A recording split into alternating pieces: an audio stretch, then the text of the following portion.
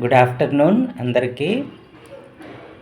మామిడికాయలు నేను మార్కెట్లో నుంచి వస్తుంటే ఎల్లో షేడ్లో కనిపించింది ఒక మామిడికాయ. పచ్చి మామిడికాయలు అమ్ముతున్న వాళ్ళ దగ్గర నేను వెళ్ళి ఇమ్మీడియట్గా ఏం చేశానంటే ఈ మామిడికాయలు కొన్నాను. పచ్చి మామిడికాయలు ఒక కేజీ తీసుకున్నాను. 80 రూపాయలు చెప్పారు. నేను 50 రూపీస్కి అడిగి ఇస్తేనే తీసుకుంటాను, లేకపోతే తీసుకోనని చెప్పి తీసుకున్నాను అనమాట. అందులో ఇది ఒకటి మంచి పక్వానికి వచ్చి కనిపించింది నాకు. అది తీసుకున్నాను. తీసుకొచ్చి 3 డేస్ అయింది.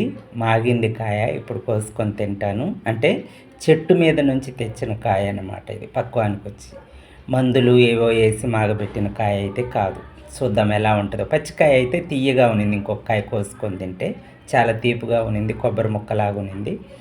ఇది చూద్దాం ఎలా ఉంటుందో. తినాలి ఖచ్చితంగా.